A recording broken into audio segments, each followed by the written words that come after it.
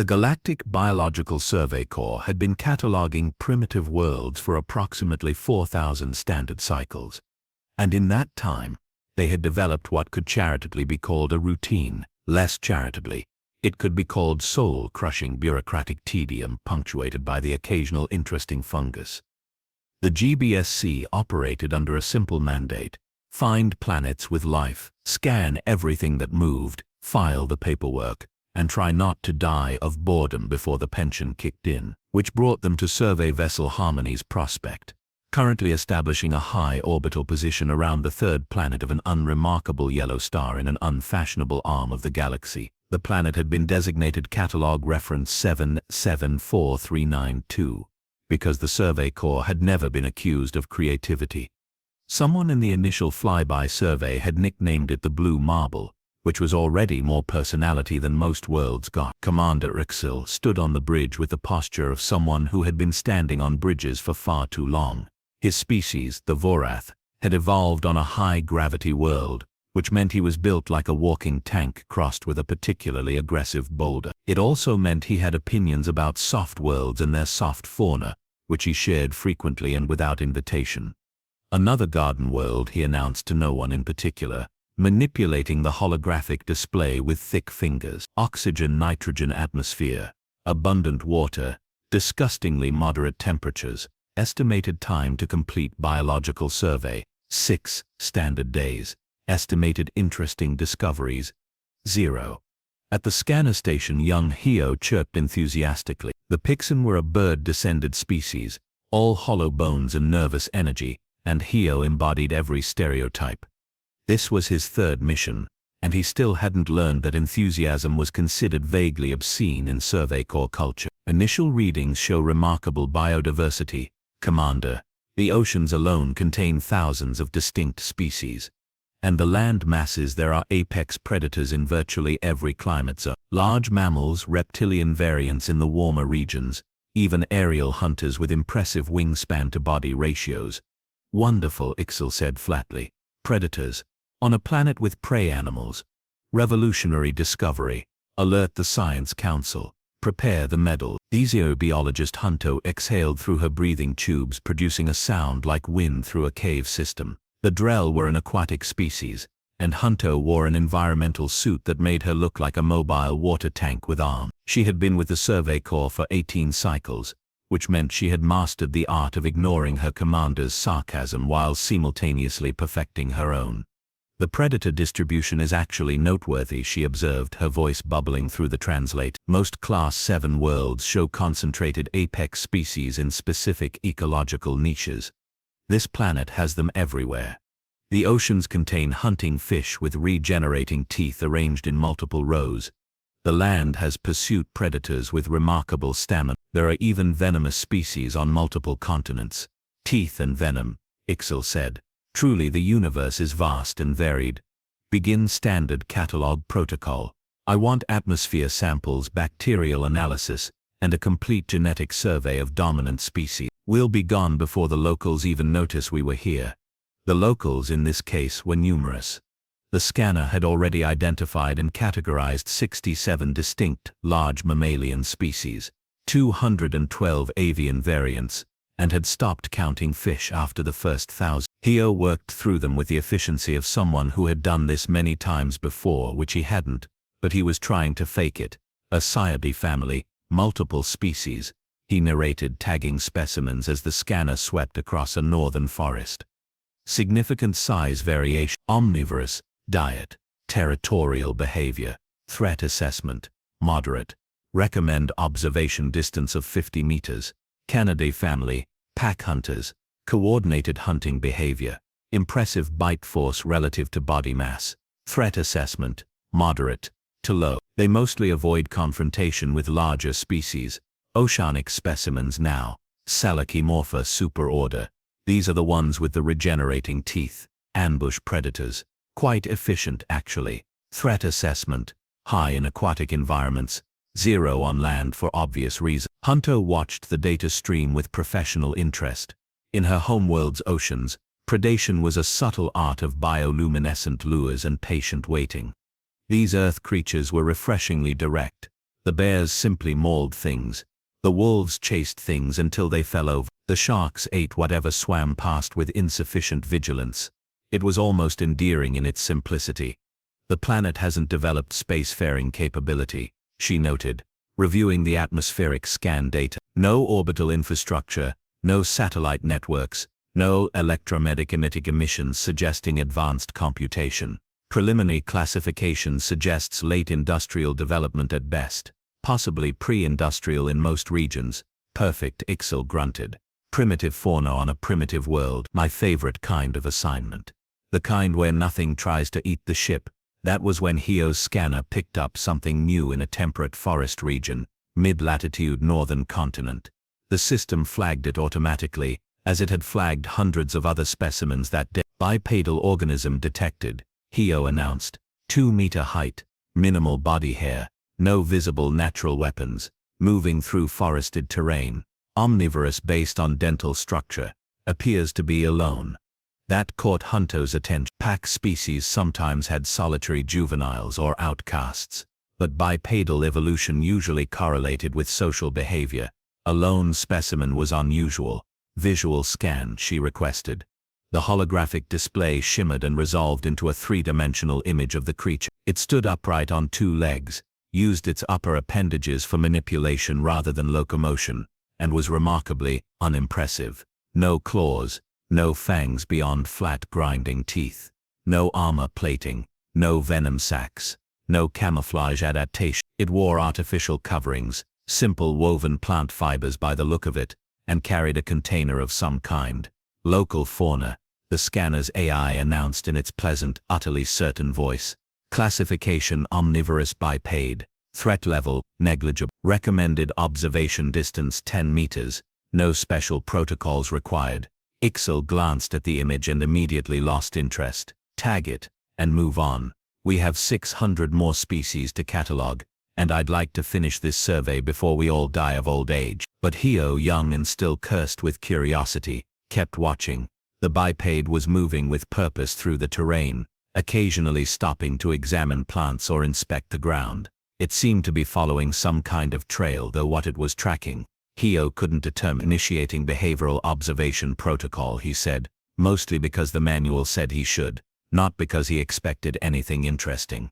The creature continued walking. It paused at a stream, knelt down and drank directly from the water without even checking for parasites first. Then it stood, adjusted its carrying container and kept moving. Fascinating, Ixel said with maximum sarcasm. A creature that walks and drinks water. Revolution in xenobiology. I'll inform the academy immediately. Hunto, however, was frowning behind her faceplate. Something about the creature's movement pattern bothered her. It wasn't just wandering, it was navigating, and that suggested a level of cognitive function that didn't quite match the scanner's local fauna designation. Hio, she said slowly, run a full neurological scan on that specimen. I want to see brain mass to body ratio. Already running, the young Pixon chirped. Results incoming. Processing. And, oh, Hunto prompted. The cranial capacity is significant. Very significant. Brain mass ratio comparable to Category 3 sentient species. But that can't be right. The scanner would have flagged it as. The display flickered. Updated data scrolled across the screen. And somewhere in the ship's processing core, an algorithm that had been running standard fauna analysis suddenly encountered a dataset that didn't fit its parameters. Social complexity markers, tool usage indicators, environmental modification patterns, symbolic communication structures. The scanner's AI, which had been perfectly confident 30 seconds ago, suddenly wasn't confident anymore. Hio stared at his console as new classifications began populating his screen, each one more alarming than the last. Commander, he said quietly, I think we need to run that scan again. The scanner's AI did what all artificial intelligences do when confronted with contradictory data. It panicked algorithmically. Processing clusters that had been humming along at standard efficiency suddenly redlined. Behavioral analysis subroutines that typically handled simple predator-prey dynamics found themselves trying to map cognitive patterns that looked suspiciously like abstract reasoning. Hio watched his display with the expression of someone who had just opened what should have been a routine shipping container and found something with too many teeth inside. The system is requesting permission to run enhanced sapience protocols, he said, his voice climbing half an octave. It wants to reclassify the specimen from fauna to potential category 2 sentient. Ixel turned from his position at the command console with the kind of slow, deliberate movement that suggested his patience was being tested. Based on what evidence? That thing looks like it would lose a fight with a strong breeze. Based on neurological complexity markers, tool creation capability, and Hio's display flickered again, and the system just detected fire manipulation. All three of them looked at the holographic projection. The biped had stopped in a small clearing. From its carrying container it had removed several items, a primitive cutting tool, some kind of striking implement, and a bundle of dried plant material. As they watched, it arranged the plant material in a small depression, used the striking tool against a dark stone to create sparks, and coaxed those sparks into flame with the patience of someone who had done this thousands of times before. Fire, Honto said unnecessarily. It's creating controlled combustion for warmth and possibly food preparation. Lots of species use fire, Ixel countered, but his tone had shifted from dismissive to cautious. The Clenther birds drop burning branches to flush prey. The Scoralis use thermal vents for cooking. This isn't unprecedented. Those species use existing fire sources, Honto corrected. This creature is generating fire from raw materials. That's tool use combined with environmental manipulation combined with understanding of chemical reaction. The biped, completely unaware it was the subject of an increasingly uncomfortable xenobiological debate, began preparing food. It had apparently killed something earlier, a small mammal from the looks of it, and was now methodically skinning and preparing it for cooking. The movements were practiced, efficient, economical. Hio's scanner continued its nervous breakdown in the background, flagging behavioral markers with increasing urgency. The specimen is demonstrating forward planning, the AI announced. Evidence of delayed gratification, complex sequential task completion, multi-tool coordination, requesting reclassification to a proximity alert, cut through the analysis. Something large was moving through the forest toward the biped's clearing. Hio brought up the secondary scan and felt his feathers flatten. Instinctive, Felidae variant, he reported. Approximately 90 kilograms, ambush predator, threat assessment, extreme. It's stalking toward our specimen's position. Honto leaned forward. The biped hasn't noticed yet, it's downwind from the predator. They watched in silence. This was the moment where the natural order would reassert itself. The scanner had clearly made some kind of mistake in its analysis. Yes, the biped had demonstrated tool use and fire creation, but plenty of clever prey species had clever survival strategy. It didn't mean they were apex predators. It meant they were clever prey.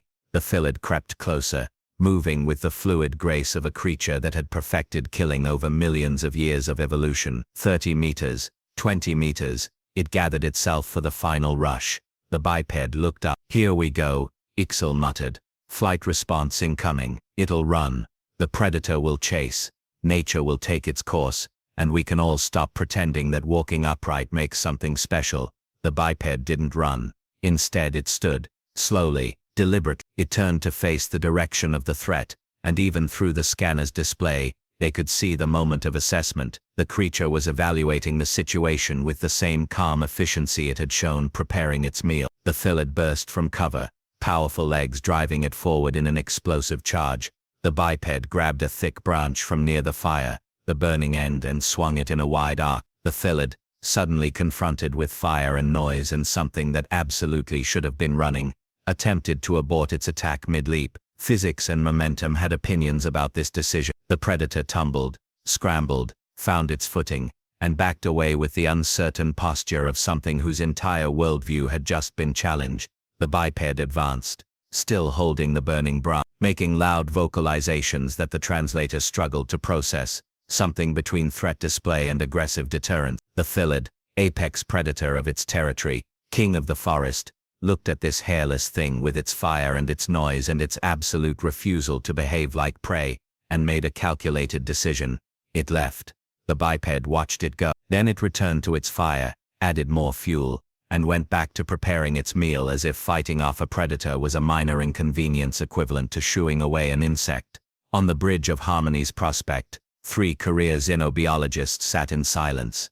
Hio's console erupted with alert. Behavioral analysis complete. the scanner's AI announced, and now its voice carried an edge of what might have been digital concern. Specimen demonstrates threat assessment, tactical thinking, weapon improvisation, and aggression escalation beyond flight or fight response. No natural defensive adaptations detected, but subject compensates through tool use and environmental manipulation. Predator displacement achieved through intimidation rather than physical superiority. The display flickered again. More data cascaded across the screen. Additional analysis. Subject shows no signs of stress following confrontation. Heart rate elevated but controlled. No panic markers. Subject appears to consider the encounter routine. Then in large urgent text that filled half the screen. Reclassification. Apex predator specimen. Warning threat assessment requires immediate revision. Recommend enhanced observation protocols. Ixel stared at the message, then at the hologram of the biped, now calmly eating cooked meat beside its fire, then back at the message. That, he said slowly, is not an apex predator. Look at it. No claws, no venom, no armor. It's just a clever prey animal with thumbs. But Hunter's breathing tubes had gone very still. She was reviewing the data, running calculations that she really didn't want to be running. Commander, she said quietly. How did it know where the predator was coming from? It was downwind. No line of sight, but it looked directly at the threat vector before the fillid even broke cover. Ixel opened his mouth, closed it, looked at the data again. Pattern recognition, Hunter continued. It read environmental cues we didn't even notice, probably sound displacement, maybe ground vibration. It processed that information, identified a threat, and prepared a response before the attack came. That's not prey behavior. That's hunter behavior. Keo pulled up comparative analysis, running cross-species comparison now, threat response time, weapon adaptation speed, and tactical assessment. Computing. Results. Commander, this specimen's cognitive response time falls within the 98th percentile of known apex predators, but those species have natural weapons. This one just thinks faster and improvises. One specimen, Ixel said firmly. One anomalous specimen doesn't represent an entire species. For all we know, this is the smartest one on the planet, and the rest of them are all getting eaten by those fillets. Easily verified, Hunter said, already manipulating the scanner controls. Keo, expand the search parameters. I want a population distribution analysis of these bipeds across the entire planet. Let's see how many of them there are and whether this one is an outlier. Hio initiated the global scan, expecting to find a small, isolated population, clinging to survival in whatever ecological niche they'd managed to carve out. The scanner began returning results, and kept returning results, and didn't stop. The holographic display above the scanner station transformed into something that looked less like a scientific readout, and more like someone had spilled a container of glowing dots across a planetary map. Each dot represented a bipedal specimen. There were a lot of dots, an uncomfortable number of dots. That can't be accurate, Exile said, but his voice had lost its certainty. Run a diagnostic. The scanner's obviously malfunctioning. Hio ran the diagnostic. The scanner was functioning perfectly, which was somehow worse than if it had been broken. Population estimate, 7.9 billion specimens. The AI reported with the bland confidence of a machine that didn't understand it had just dropped a conversational bomb. Distribution, global. Climate adaptation range extreme. Specimens detected in Arctic regions, desert zones, tropical areas, temperate forests, mountainous terrain, coastal regions, and the AI paused as if double-checking its own data. Artificial floating structures on open ocean. Hunto's breathing tubes made a sound like water going down a drain. Billion, with a B. That's not possible. Apex predators don't achieve billion-unit populations. There aren't enough prey animals to sustain those numbers. The ecological math doesn't work, unless, Hio said slowly, his feathers puffing in agitation. They're not relying on natural prey distribution. He brought up surface imagery. The first image showed a vast expanse of artificially flattened land covered in uniform rows of vegetation, golden grains swaying in atmospheric currents, thousands upon thousands of square kilometers of it. That's cultivated, Hunter said. Deliberately planted and harvested. That's agriculture. The next image showed enclosures containing large quadrupedal mammals confined and docile, hundreds of them in organized groupings. Animal husbandry, Hayo added. They're not hunting these creatures, they're keeping them. More images cascaded across the display. Coastal facilities processing oceanic life on industrial scales. Terraced mountainsides carved into growing platforms. Underground cultivation chambers detected by thermal imaging. The bipeds hadn't just figured out how to feed themselves, they'd restructured entire ecosystems to serve as their personal food supply. They're farming, Ixal said flatly. The apex predators learned to farm and build. Hayo zoomed in on a coastal region, where structures rose in dense clusters, not primitive shelters, buildings, thousands of them packed together in organized patterns, roads connecting them in geometric networks, bridges spanning water, tunnels boring through mountains. Those are cities, Hunter whispered. Pull up the historical geological scan. I want to see their development timeline. The data came back quickly. Geological surveys were standard for any catalogued world. The computer had been processing core samples and sediment data since they'd entered orbit. What it showed made everyone on the bridge very uncomfortable. 10,000 planetary cycles ago, stone tool markers appear in the geological record. 8,000 cycles, evidence of permanent settlements. 5,000 cycles, large-scale agriculture and animal domestication. 3,000 cycles, metalworking, complex social structures, written language system. 1,000 cycles, industrial revolution markers, fossil fuel exploitation. 200 cycles, nuclear fission signatures. 70 cycles, first artificial satellites. 50 cycles, controlled chemical propulsion leaving atmospheric boundary. That's impossible, Ixal said, and this time he meant it. Do you understand what that timeline represents? Most species take 100,000 cycles to progress from tool use to basic metallurgy. The Varath took 200,000 to reach our current technological level. These things went from rocks to rockets in 10,000 cycles. They're accelerating, Hunter observed, her voice distant. Look at the curve. The development speed increases exponentially as time progresses. Each technological breakthrough leads to faster subsequent breakthrough. Hayo pulled up another dataset and immediately wished he hadn't. Their hunting methodologies. The scanner archived the behavioral patterns from surface observations. Commander, you need to see this. The holographic display showed a group of the bipeds pursuing a large quadruped across open terrain. The prey animal was faster, stronger, better adapted to the environment. It should have escaped easily. It didn't. The bipeds didn't chase it at full speed. They just maintained a steady pace. When the quadruped stopped to rest, exhausted from its sprint, the bipeds kept coming. Relentless, patient. The chase lasted hours. The quadruped ran until its muscles gave out, until heat exhaustion shut down its major systems, until it simply couldn't run anymore. Then the bipeds walked up to it and killed it with thrown projectiles. Persistence hunting, Hunter said quietly. They're endurance predators. They don't outrun prey, they outlast it.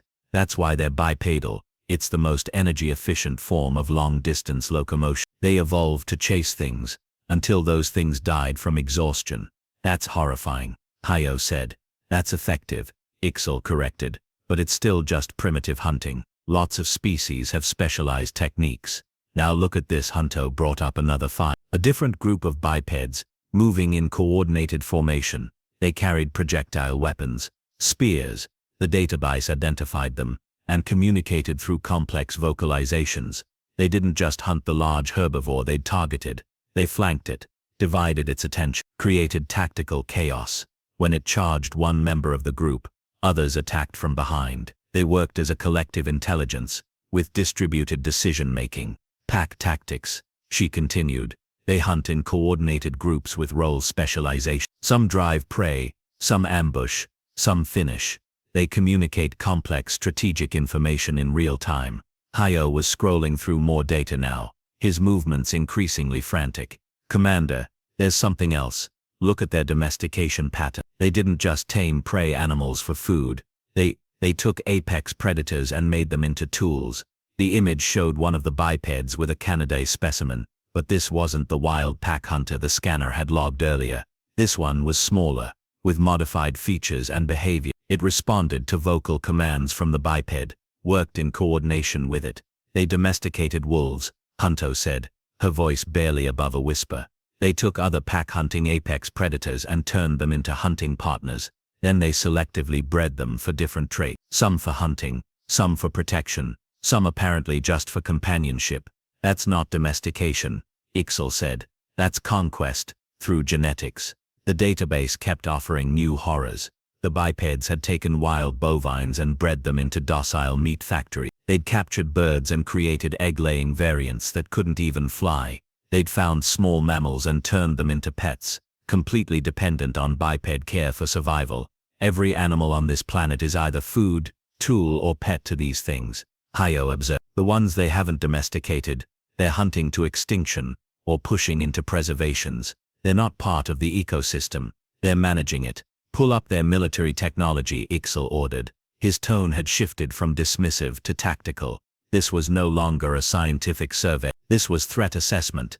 The data that came back was deeply unpleasant. Chemical weapons that dissolved respiratory systems. Biological agents that hijacked cellular reproduction. Explosive devices, ranging from simple chemical reactions to sophisticated nuclear fission bombs, capable of rendering entire regions uninhabitable. Kinetic projectile weapons that could eliminate targets from distances exceeding visual range. They weaponized atoms, Hunto said. They figured out how to split matter itself, and their first thought was to make bombs out of it. Tactical creativity, Ixel muttered, reviewing footage of historical conflicts. The bipeds didn't just fight each other with superior numbers or strength. They used deception, misdirection, psychological warfare. They built fortifications, then invented weapons specifically designed to break those fortifications. They created defenses, then created offenses that bypassed those defenses. Every military innovation spawned counter-innovations in an endless arms race against themselves. They fight like prey animals trying to kill predators, he continued, but they think like predators trying to kill other predators, and they do both simultaneously, because they're hunting each other. A proximity alarm interrupted the analysis. Hayo's console lit up with alerts. Commander, we have a problem. I'm detecting electromagnetic scanning patterns from the surface. Multiple origin points. They're tracking us. That's not possible, Ixel said. We're in high orbit with full stealth protocols active. Their technology level shouldn't. They launched primitive radio wave detection systems 70 cycles ago, Hunto interrupted, pulling up the timeline. They've had decades to refine the technology. Commander, they know we're here. The display showed multiple tracking installations on the planet's surface, all oriented toward their position. Primitive by galactic standards, certainly, but functional enough to detect a large mass in orbit that wasn't reflecting light properly. Are they attempting communication? Ixel asked. Negative. They're just watching, and Hayo's voice climbed an octave. There's movement on the surface. Military installation. They're repositioning assets. The scanner showed it clearly. Ground-based weapons systems rotating to face the sky. Aircraft taking flight from multiple locations. Naval vessels changing course. The bipeds weren't panicking. They were responding with coordinated tactical deployment. They'd been preparing for this. Pull up their entertainment media, Hunto said suddenly. The cultural database. I want to know how they think about extraplanetary contact. Hayo accessed the linguistic analysis file. The scanner had been passively collecting broadcast transmissions since they'd entered orbit. Television signals, radio communications, digital networks. The bipeds apparently loved broadcasting everything. What the analysis showed was troubling. The bipeds had hundreds of fictional scenarios about contact with other species. Most of them involved conflict, invasion narratives, war stories, survival horror. They'd imagined first contact 1,000 different ways, and in most of those imaginings, it ended in violence. They've been expecting us, Ixel said quietly. Not us, specifically, but someone. They've been waiting for something to come from the sky, and they've been preparing to fight it.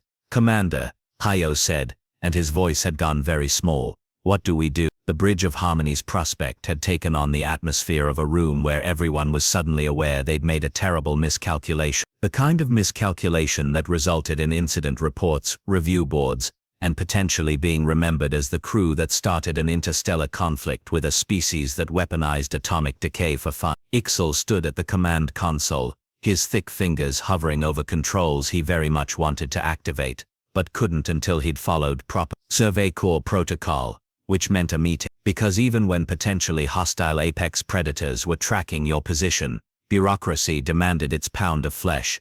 Assessment, he said, his voice carrying the weight of someone who already knew the assessment and hated it.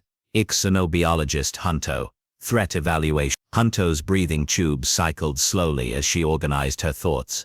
The species demonstrates tool use, abstract reasoning, complex social organization, and technological development at unprecedented acceleration rates.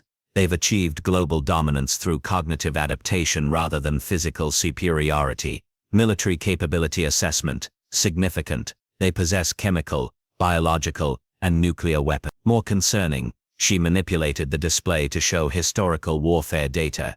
They have extensive experience using those weapons on each other.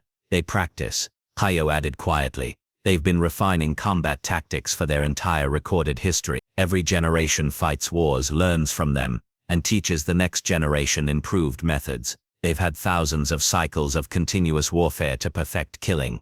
Wonderful, Ixal muttered. A species that treats war as a learning opportunity. Hunto continued. Psychological profile suggests extreme territorial behavior paired with intense curiosity. They explore dangerous environments for no practical survival reason. They've sent expedition teams to their planet's poles, highest mountains, deepest oceans, and even to their planetary satellite despite lacking any biological adaptation for those environments. They go places that can kill them just to prove they can survive there. That's not exploration, Ixal said. That's systematic territory claiming. They're marking the entire planet as theirs. And beyond, Hayo brought up recent satellite data. They've sent mechanical probes to every planet in their star system, landed devices on multiple celestial bodies. They've even sent 2 probes on trajectories out of their system entirely, carrying information about their location and biology.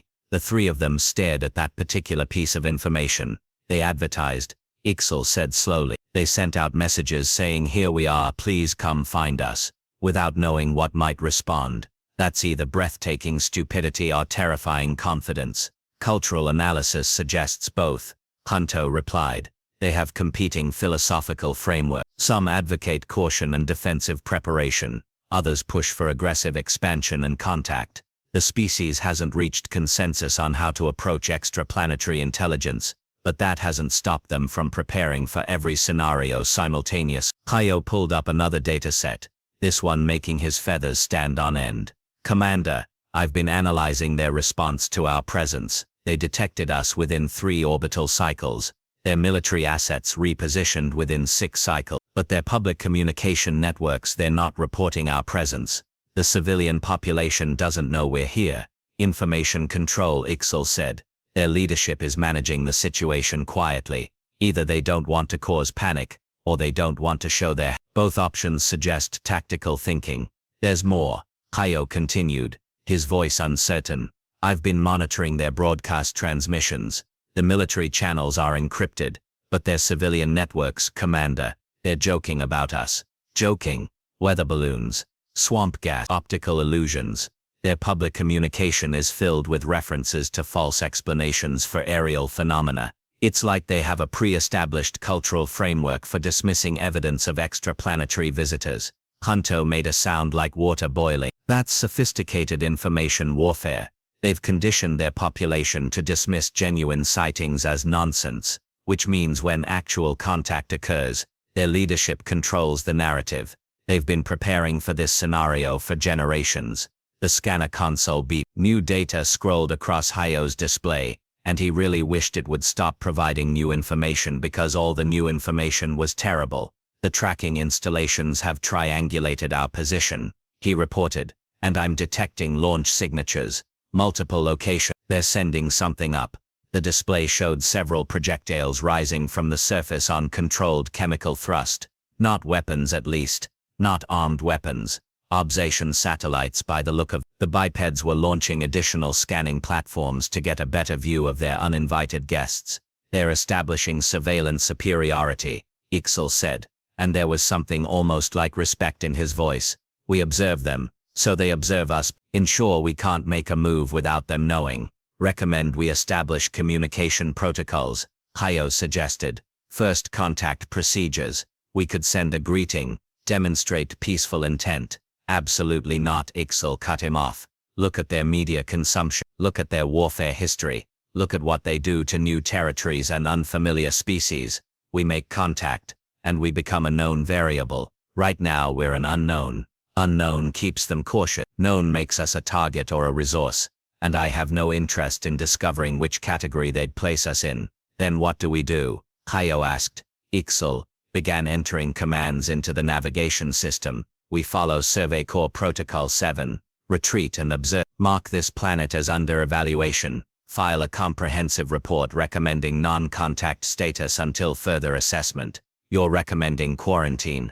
Hunto said, I'm recommending we don't poke the apex predators who conquered their own planet and are currently building rockets to leave it. Ixal corrected.